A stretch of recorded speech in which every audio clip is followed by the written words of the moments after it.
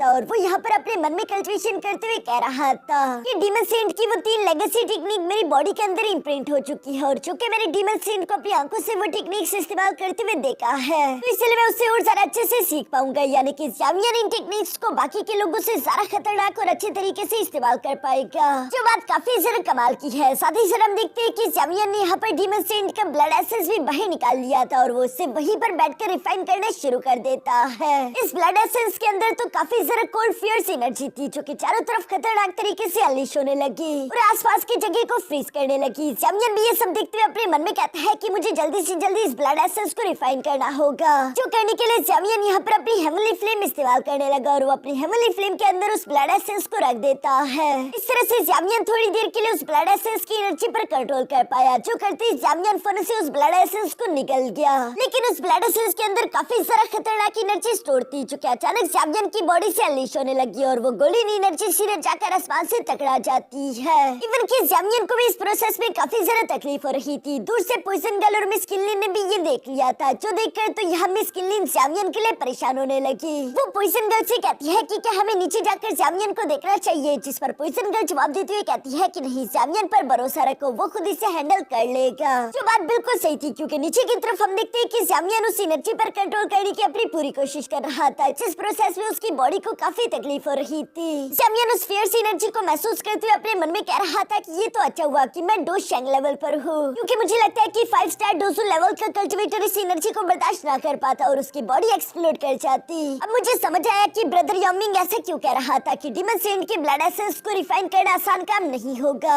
हम देखते हैं कि ज़ावियन की बॉडी से निकलने वाली ये खतरनाक एनर्जी वेव नीचे की तरफ क्वीन मेडुसा ने भी महसूस कर लिए थे और वो भी अपनी आंखें खोलते हुए ज़ावियन की तरफ देखते हुए कह रही थी कि ज़ावियन, मैंने भी उम्मीद नहीं की थी कि ये एनर्जी इतनी ज्यादा टेरिफाइंग होगी, लेकिन तुम्हें इस पर काबू करना होगा। मुझे तुम पर पूरा भरोसा है, यकीनन तुम कामयाब होगे। दूसरी तरफ ऊपर हम देखते हैं कि ज़ावियन इसी तरह लगातार कोशिश करता रहा। 3 दिन गुजर जाते और हम देखते हैं कि अब वो फियर्स एनर्जी भी काफी हद तक कम हो चुकी थी, जिसके बारे में ऊपर की तरफ मौजूद मिस किनलिन और पॉइजन गर्ल बात कर रही थी और वो लोग ये देखकर काफी ज्यादा खुश हो गए थे कि लगता है कि ज़ावियन ने उस फियर्स एनर्जी पर कंट्रोल कर लिया, क्योंकि उस फियर्स एनर्जी की रेजिस्टेंस धीरे धीरे करके यहाँ पर कमजोर हो रही है। साथ ही साथ मिस किनलिन कहती है कि ये काफी अच्छी बात है, लगता है कि ज़ावियन जल्दी अपनी कल्टिवेशन कंप्लीट करके वापस से बाहर आ जाएगा, जिस पर पॉइजन गर्ल भी हामी सरी लाती है। यहाँ पर ये दोनों आपस में इसी तरह की बातें कर ही रहे थे, तभी अचानक ज़ावियन की बॉडी से एक पावरफुल ऑरा अनलीश होने लगा, क्योंकि पावरफुल भी था और कंट्रोल भी। दूर से यहाँ पर यामिंग के साथी भी ये सब देख लेते हैं और वो लोग आपस में बातें करने लगे।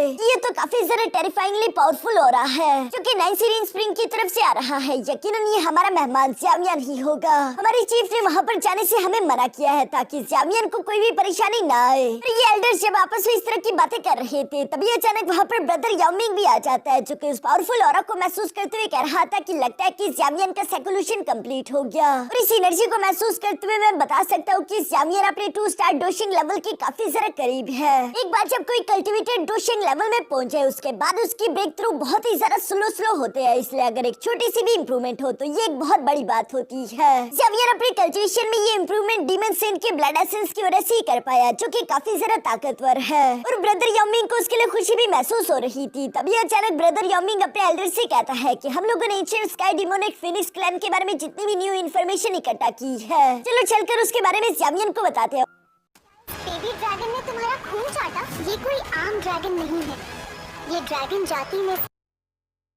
और ये कहती वो सब लोग भी फौरन से ज़ावियन की तरफ रवाना हो गए। दूसरी तरफ सीन शिफ्ट होकर यहाँ 9 सीरीन स्प्रिंग के ऊपर आ जाता है, जहाँ पर ये तीनों पहुंच चुके थे। वहाँ पर पॉइजन गर्ल और मिस किनलिन तो पहले से ही मौजूद है। ब्रदर यामिंग देखता है कि ज़ावियन की बॉडी को यहाँ पर कुछ आइस क्रिस्टल से घेरा हुआ था और उसके अंदर से निकलने वाला ऑरा उससे महसूस करके कोई भी बता सकता है कि ज़ावियन इस वक्त 1 स्टार डोशिंग लेवल के पीक पर पहुंच चुका है। मगर चूंकि अभी तक ज़ावियन यहाँ पर उन आइस क्रिस्टल से खुद निकल कर बाहर नहीं आया था, इसलिए ब्रदर यामिंग या फिर उसके एल्डर्स यहाँ पर ज़ावियन को परेशान नहीं करते। पॉइजन गर्ल और मिस किनलिन भी ज़ावियन की कल्टिवेशन के कंप्लीट होने का इंतजार कर रहे थे, जो कि यकीनन जल्दी हो जाएगा। यहाँ जब ये लोग इसी तरह की चीजें सोच रहे थे, तभी अचानक हम देखते हैं कि सामने की तरफ मौजूद 2 आइस क्रिस्टल से काफी ज्यादा खतरनाक एनर्जी बर्स्ट रिलीज होने लगे, जो एनर्जी बर्स्ट ज़ावियन की बॉडी से निकल रहे हैं और वो यहाँ पर इन आइस क्रिस्टल्स को ब्रेक कर देते हैं। ज़ावियन यहाँ पर काफी कुल तरीके से उन आइस क्रिस्टल से निकलकर बाहर की तरफ आ गया, जहाँ वो अपनी खतरनाक एनर्जी को देख रहा था, जो एनर्जी ज़ावियन को डीमन सेंट का ब्लड एसेंस एब्सॉर्ब करने की वजह से मिली थी। और इसे देखकर जैमियन काफी खुश भी दिखाई दे रहा था। तभी अचानक जैमियन की नजर वहीं पर मौजूद अपने दोस्तों पर भी पड़ जाती है, जिन्हें देखते ही जैमियन उड़ते हुए फौरन से अपने दोस्तों के पास आ गया। यहाँ पर पॉइजन गर्ल और मिस किनलिन तो जैमियन को कांग्रेचुलेशन कहती है, क्योंकि साथ ही साथ जैमियन भी उन दोनों से कहता है कि मुझे प्रोटेक्ट करने के लिए तुम दोनों का बहुत बहुत शुक्रिया। ब्रदर याओमिंग भी ये सब सुनते हुए खुश होकर यहाँ जैमियन को कांग्रेचुलेशन बोलते हुए कहता है कि इतनी छोटी उम्र में तुम 1 स्टार डोशिंग लेवल की पीक पर पहुंच चुके, तुम तो जैमियन वाकई में कमाल के हो। जिस पर जैमियन जवाब देते हुए कहता है कि ये सिर्फ आपकी वजह से मुमकिन हो पाया, आपने मुझे डीमन सेंट ब्लड एसेंस हासिल करने में मदद की और साथ ही साथ इस कमाल की जगह पर कल्टीवेशन करने का मौका दिया। मैं आपका बहुत सारा शुक्रगुजार हूँ। जो सुनकर तो ब्रदर याओमिंग हंसते हुए कहता है कि तुम्हें मेरे साथ इतनी ज्यादा फॉर्मल होने की कोई जरूरत नहीं। वैसे मुझे क्वीन मेडुसा कहीं दिखाई नहीं दे रही, क्या वो अभी भी अपनी कल्टीवेशन कर रही है? जिस पर जैमियन 9 सीरीज स्प्रिंग की तरफ देखते हुए कहता है कि हाँ, और मुझे लगता है कि उसके एवोल्यूशन के लिए उसे अभी भी काफी समय चाहिए होगा। मगर साथ ही साथ यहाँ पर जैमियन ब्रदर याओमिंग से सवाल करते हुए पूछता है कि आखिर heavenly sky demonic Phoenix clan की क्या खबर है? जिस पर ब्रदर याओमिंग जवाब देते हुए कहता है कि असल में मैं तुम्हारे पास उन्हीं की न्यूज लेकर आया हुआ था, और वो न्यूज ये है कि ancient sky demonic Phoenix clan वाले ऑलरेडी इस ड्रैगन आइलैंड की तरफ रवाना हो चुके हैं। जो सुनकर तो जैमियन परेशान होते हुए कहता है कि इतनी जल्दी? इस पर ब्रदर याओमिंग जवाब देते हुए कहता है कि हाँ, तुमने सही कहा। साथ ही साथ जैमियन ने सवाल कर लिया था कि उनके साथ कितने लोग हैं और वो कितने ताकतवर है। जिस पर ब्रदर याओमिंग जवाब देते हुए कहता है कि बाकी के कल्टीवेटर्स की तो हमें फिक्र करने की कोई जरूरत नहीं, क्योंकि वो डोसल लेवल के कल्टीवेटर्स होंगे, उन्हें हम आसानी के साथ हरा सकते हैं। पर मुझे जो असली टेंशन हो रही है वो उनके 3 एल्डर्स की हो रही है, जो कि उन्हें लीड कर रहे हैं। उन्हें 3 फिनिक्स एल्डर्स कहा जाता है, जो तीनों ही डोशिंग लेवल के कल्टीवेटर है। और मैंने सुना है कि ये तीनों मिलकर जब फाइट करे तो एक 3 स्टार डोशिंग लेवल का कल्टीवेटर भी उनके सामने नहीं टिक सकता।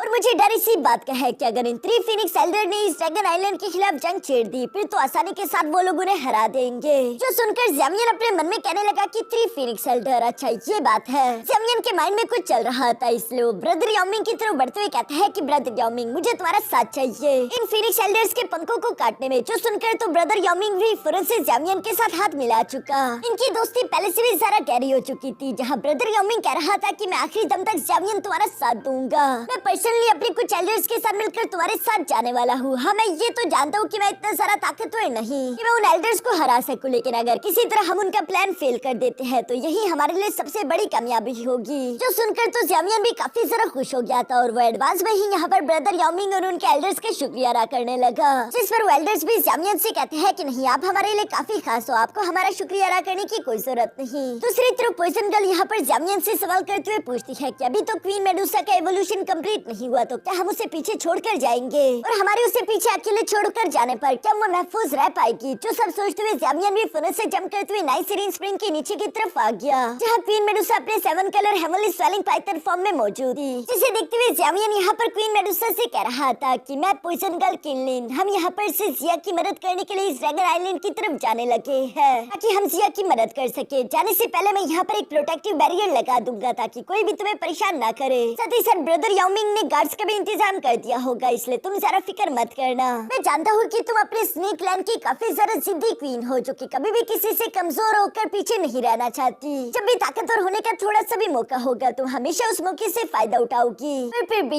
ये नाइस सीरीन स्प्रिंग काफी ज्यादा खतरनाक जगह है। अगर तुम्हें यहाँ पर कल्टीवेशन के दौरान कोई भी मुश्किल का सामना करना पड़े जिसे अकेले तुम निपट ना पा रही हो, तो प्लीज खुद पर ज्यादा जोर मत डालना और मेरा इंतजार करना। ये सब कहते हुए जैमियन यहाँ पर क्वीन मेडुसा को अलविदा कहते हुए बोलता है कि मेरा इंतजार करना, मैं तुम्हारे लिए वापस आऊंगा। और ये कहती जैमियन वहाँ से जाने लगा, जहाँ पर हमें जानने को मिलता है कि क्वीन मेडुसा तो जैमियन की सारी बातें सुन रही थी, उससे बस अपनी आंखें बंद की हुई थी और वह अचानक आंखें खोलते हुए अपने क्वीन मेडुसा फॉर्म में आते हुए कहती है कि पता नहीं जैमियन कब से तुम्हें मेरी इतनी ज्यादा फिक्र होने लग गई। सच कहूँ तो ये मुझे काफी अच्छा भी लगा। एक बार मैं नाइस सीरीन स्प्रिंग से एवोल्यूशन कंप्लीट करके बाहर आ जाऊँ, फिर मैं दोबारा तुम्हारे सामने कभी भी कमजोर नहीं पड़ूंगी। मैं हमेशा तुम्हारी मदद करने के लिए तैयार रहूंगी। यह क्वीन मेडुसा जैमियन को जाता हुआ देखकर ये सब अपने मन में कह रही थी, तभी अचानक क्वीन मेडुसा की नजर नीचे की तरफ मौजूद एक रोशनी पर पड़ जाती है, जो रोशनी किसी चमकते हुए पत्थर के अंदर से आ रही थी, जो एनर्जी दिखने में तो काफी ज्यादा पावरफुल और टेरिफाइंग दिखाई दे रही है। लेकिन साथ ही साथ क्वीन मेडुसा को एक बात का अंदाजा भी था कि वहाँ पर कोई न कोई खतरा भी मौजूद होगा। और जैसा कि जैमियन ने कहा था कि क्वीन मेडुसा किसी भी ऐसी अपॉर्चुनिटी को जाया होने नहीं देती, और यहाँ पर भी बिल्कुल ऐसा ही हुआ। क्वीन मेडुसा फौरन से उसी पत्थर की तरफ जाने लगती है, शायद वो उसका अपने लिए इस्तेमाल कर सके। फिर साथ ही साथ वो अपने मन में कहती है कि जैमियन तुम अपना ध्यान रखो, मेरी फिक्र मत करो, मैं अपना ख्याल रख लूंगी। वैसे भी मुझे हर हाल में ताकतवर होना होगा। यहाँ पर क्वीन मेडुसा जब नीचे की तरफ गहराई में जा रही थी, दूसरी दूसरी तरफ हम देखते हैं कि जामियन का काम पूरा हो चुका था,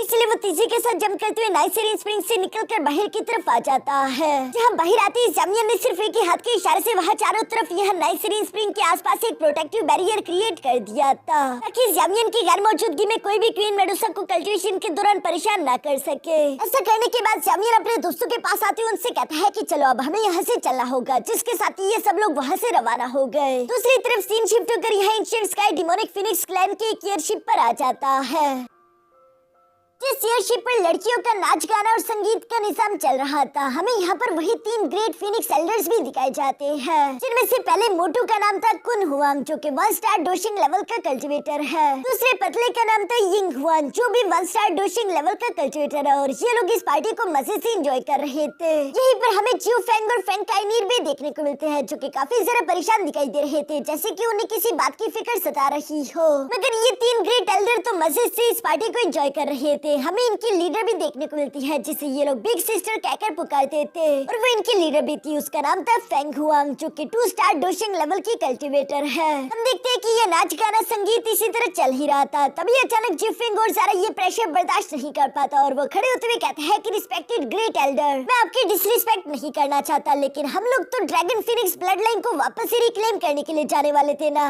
जिसके लिए हमें एंशिएंट वॉइड ड्रैगन क्लैन जाकर नॉर्थ ड्रैगन आइलैंड की मदद करते हुए इस ड्रैगन आइलैंड की जिया और उसकी ड्रैगन आइलैंड को खत्म करना होगा।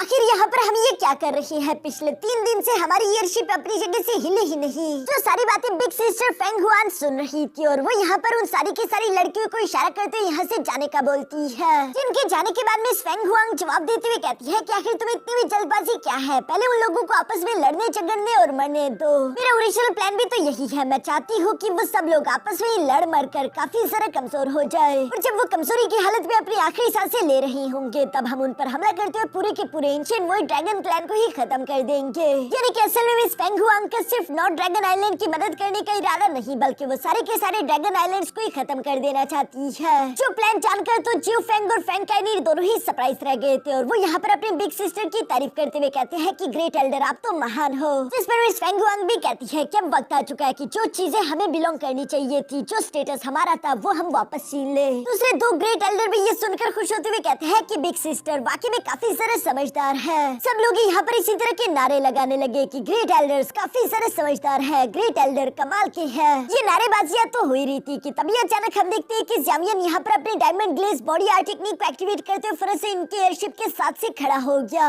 जिसके जायंट डिवाइन फॉर्म को देखकर तो सब लोग ही हैरान होते हुए कहते हैं कि आखिर अब ये क्या है। दूसरी तरफ जामियन उन्हें जरा से भी संभलने का मौका नहीं देता, बल्कि वो फौरन अपने पंच को तैयार करते हुए तीसी के साथ उस एयरशिप को हिट कर देता है, जहाँ सिर्फ एक ही अटैक में जामियन ने उस एयरशिप को चकनाचूर कर दिया था, जिससे ये सब लोग पीछे की तरफ दिखे लगे। मिस फेंग हुआंग गुस्सा होते हुए कह रही थी कि आखिर कौन हो तुम, और तुम्हारी हिम्मत कैसी हुई हमारे ancient sky demonic Phoenix clan के लोगों पर हमला करने की? ये सुनकर जामियन एटीट्यूड से जवाब देते हुए कहता है कि ancient sky demonic Phoenix clan यही तो मेरा शिकार है। जो सुनकर तो एल्डर यिंग हुआन को काफी ज्यादा गुस्सा आ गया था, और वो कहता है कि एरोगेंट इंसान, और ये कहती वो जामियन पर हमला करने के लिए जाने की कोशिश करता है। फिर जामियन के पावरफुल पंच के साथ टकराते हुए पीछे की तरफ दिखे लगा, मगर हम देखते हैं कि एल्डर यिंग रुकता नहीं, और वो दोबारा से जामियन पर हमला करने के लिए आगे की तरफ बढ़ने लगा, जहाँ वो पिद्दी से बार-बार जामियन पर हमले कर रहा था। जामियन भी अपने दोनों हाथों के अंदर उससे जकड़ लेता है, जहाँ जामियन उसकी बॉडी पर जोर लगाने के बाद उसे पकड़ते हुए जोरदार पीछे एक चट्टान पर दे मारता है, जो देखकर दूसरी तरफ एल्डर कुन हुआंग को भी काफी ज्यादा गुस्सा आ गया था, और वो मोटू फौरन से हवा में जंप करते हुए यहाँ पर अपने devouring heaven and art technique को एक्टिवेट कर लेता है, ताकि वो अपने पेट के अंदर मौजूद ब्लैक होल के अंदर हर एक चीज को खींच सके।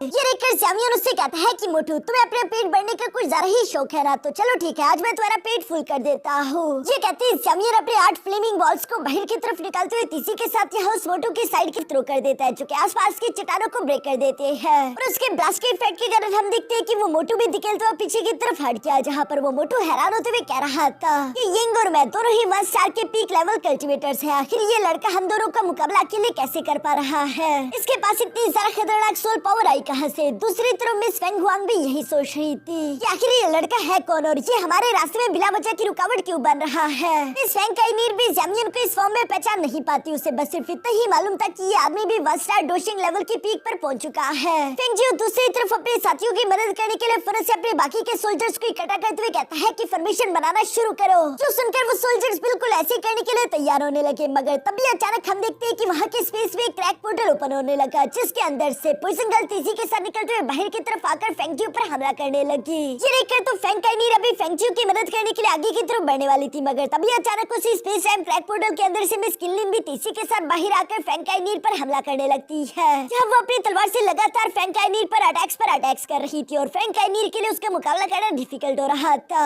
यहाँ पर फेंग जियो और फेंग काइनीर को तो मिस पॉइजन गर्ल और साथ ही साथ किनलिन ने संभाल लिया है। मिस फेंग हुआंग ये सब दूर से देख रही थी। अचानक उसने आसपास काफी जरा खतरनाक ऑरा भी महसूस किया, जिसे महसूस करते हुए कहती है कि हमें घेर लिया गया है। जो भी है खुद को छुपाने की कोई जरूरत नहीं, मैंने तुम्हें महसूस कर लिया, इसलिए बेहतर ये होगा कि सामने आओ। ये कहती मिस फेंग हुआंग अपने पाउच का इस्तेमाल करते हुए आसपास के स्पेस को शटर करने लगी। जो स्पेस किसी ग्लास की तरह टूटने के बाद टुकड़ों में यहाँ पर एक पोर्टल ओपन करना शुरू कर देता है। ब्रदर यिंग और ब्रदर कुन भी ये देखते हुए फौरन से अपने बिग सिस्टर के पास आ गए थे। तब तक हम देखते हैं कि दूसरी तरफ वो टेलीपोर्टेशन पोर्टल पूरी तरीके से कंप्लीट हो चुका था, जिसके अंदर से 6 एल्डर तेजी के साथ निकलते हुए बाहर की तरफ आ गए। सब लोगों की नजर उसी पोर्टल पर चली गई थी। पॉइजन गर्ल और मिस किनलिन भी तेजी के साथ मूव करते हुए यहाँ एल्डर्स के साथ आकर खड़ी हो जाती है। तभी अचानक उस पोर्टल के पीछे से ब्रदर याओमिंग की आवाज सुनाई देती है, जो कि धीरे धीरे बाहर की तरफ आते हुए कह रहा था कि 3 फिनिक्स ग्रेट एल्डर्स, तुम लोगों से मिले तो 100 साल से भी ज्यादा समय हो चुका है, आखिर कैसे हो तुम लोग। यहाँ ये सब कहते हुए ब्रदर याओमिंग काफी कूल तरीके से निकलते हुए धीरे धीरे चलकर सामने की तरफ आ गया था, जहाँ वो अपने स्टाफ को जमीन पर मारते हुए वहाँ पर काफी खतरनाक एनर्जी अनलीश करता है। एक तरफ से ब्रदर याओमिंग और उसके साथियों ने यहाँ पर इन लोगों को घेर लिया था और दूसरी तरफ से ज़ामियन इनका रास्ता रोककर खड़ा है। सिस्टर फेंग हुआंग को तो कुछ समझ नहीं आ रहा था। वो ब्रदर याओमिंग को देखते हुए कहती है कि याओमिंग तुम जिंदा कैसे हो। दूसरी तरफ बाकी के दोनों एल्डर्स भी यहाँ पर याओमिंग और उसके एल्डर्स को देखते हुए कहते हैं कि ये तो underworld art demon serpent type के मेंबर्स हैं और उनके ये चीफ याओमिंग, इसके बारे में तो हमने सुना था कि ये कल्टिवेशन के एक हादसे के दौरान मारा गया, फिर आखिर ये यहाँ पर जिंदा कैसे है। ये सारी बातें वहीं पर मौजूद मिस फेंग हुआंग भी सुन रही थी और वो हैरानगी के साथ याओमिंग से सवाल करते हुए पूछती है कि याओमिंग तुम्हारे underworld art demon serpent type के साथ तो हमारे ancient sky demon phoenix clan की कोई भी दुश्मनी नहीं है, आखिर इस तरह से हम पर हमला करते हुए तुम हमारे साथ जंग क्यों छेड़ना चाहते हो। जो सुनकर तो ब्रदर याओमिंग यहाँ पर हंसते हुए कहता है कि वैसे मेरा कोई इरादा नहीं था तुम लोगों के साथ बिला वजह जंग करने का, लेकिन तुम लोगों की बदकिस्मती ये है कि तुम लोगों ने मेरे दोस्त ज़ामियन को परेशान कर दिया और ज़ामियन का दुश्मन मेरा भी दुश्मन है। क्योंकि तुम लोग मेरे दोस्त के दुश्मन हो इसलिए मुझे मजबूरन तुम लोगों को खत्म करना होगा, मैं पीछे नहीं हट सकता। दूसरी तरफ फेंग जी और फेंग काइनीर को जब मालूम हुआ कि वो जायंट बॉडी फॉर्म में कोई और नहीं बल्कि ज़ामियन है, तो वो दोनों भी काफी ज्यादा सरप्राइज हो गए थे। उन दोनों को ये देखकर अपनी आंखों पर यकीन नहीं आ रहा था। दूसरी तरफ ज़ामियन उन दोनों से कहता है कि मिले हुए काफी अरसा हो गया, आखिर कैसे हो तुम दोनों, पिछली बार की मार तुम लगता है शायद भूल गए। फेंग काइनीर तो यहाँ पर अभी भी सदमे में थी और वो हैरान होते हुए कह रही थी कि वहाँ स्टार डोशिंग लेवल के पीक लेवल पर ऐसा नहीं हो सकता, आखिर ज़ामियन तुम इतनी जल्दी अपने लेवल्स को ब्रेक थ्रू करते हुए यहाँ तक कैसे पहुँच सकते हो। जिस पर फेंग जी जवाब देते हुए कहता है कि शायद ये उन बुद्धि सीड्स की वजह से हुआ होगा, इसी वजह से अपनी कल्टिवेशन को इतनी जल्दी इंप्रूव कर पाया। दूसरी तरफ ज़ामियन तो उन दोनों का मजाक उड़ाते हुए कहता है कि तुम दोनों ने तो जरा सी भी इंप्रूवमेंट नहीं की, लास्ट टाइम मैंने देखा था तुम अभी भी उसी लेवल पर फंसे हुए हो। जिस पर तो फेंग जी और फेंग काइनीर को काफी गुस्सा आ गया था और वो ज़ामियन से कहते हैं कितने एरोगेंट मत बनो, आज हम तुमसे सारा पुराना हिसाब भी चुकता कर लेंगे। दूसरी तरफ मिस फेंग हुआंग भी यहाँ पर मुस्कुराते हुए ज़ामियन से कहती है कि अच्छा तो तुम हो वो इंसान जैसे हमारे एंशिएंट बुद्धि सीड छुड़ाए हुए थे, वैसे तो मैं तुम्हें ढूंढने के लिए आने वाली थी, लेकिन देखो तुम तो खुद ही मेरे दरवाजे पर चलते हुए आ गए। ज़ामियन भी यहाँ पर इन लोगों की बातें सुनते हुए कहता है कि लगता है कि ancient sky demonic Phoenix clan में मेरे काफी सारे चर्चे हैं, मैं तो फेमस हो गया और देखो तुम लोगों की बदकिस्मती, आज फिर तुम लोगों ने गलत साइड चूज कर ली है। मैं अभी भी तुम लोगों को आखिरी मौका देता हूँ कि 3 ड्रैगन आइलैंड्स के साथ मिलकर इस ड्रैगन आइलैंड के खिलाफ जंग छेड़ने की कोशिश मत करो, इसका अंजाम तुम लोगों के लिए अच्छा नहीं होगा, अभी ही यहाँ से वापस लौट जाओ, शायद मैं तुम लोगों को माफ कर दूं। जो सब सुनकर तो यहाँ फेंग हुआंग मुस्कुराते हुए कहती है कि अच्छा तो तुम यहाँ पर इस ड्रैगन आइलैंड के लिए आए हो, पर इसका जरा कोई फायदा नहीं होने वाला क्योंकि पहले ही बाकी के 3 ड्रैगन आइलैंड उन्हें चारों तरफ से घेर चुके हैं। अगर हम उनकी मदद करने के लिए ना भी जाए, जब तक तुम वहाँ पर पहुँचोगे तब तक इस ड्रैगन आइलैंड पूरी तरीके से तबाह हो चुका होगा।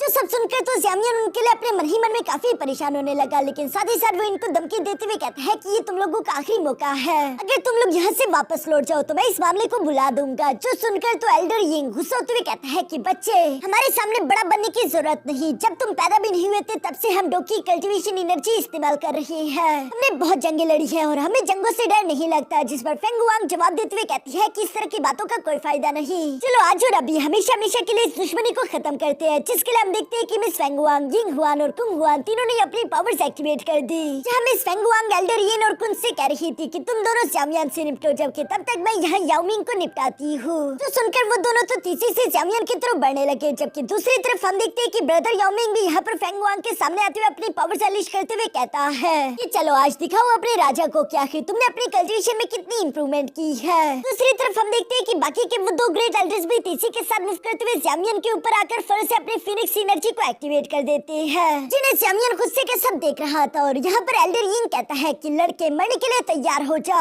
ये कहते वो दोनों उस फिनिक्स एनर्जी को दोबारा से अपनी बॉडी के अंदर एब्सॉर्ब करके तेजी के साथ ज़ामियन पर हमला करने के लिए नीचे की तरफ जाने लगे, जिन्हें तेजी से अपनी तरफ बढ़ता हुआ देखकर ज़ामियन भी कह रहा था कि आज मैं भी देखना चाहता हूँ कि तुम दो डोशेंग लेवल के कल्टीवेटर्स मिलकर भी आखिर मेरा क्या उखाड़ते हो। और यही से सीन के साथ हमारा ये एपिसोड यहीं पर खत्म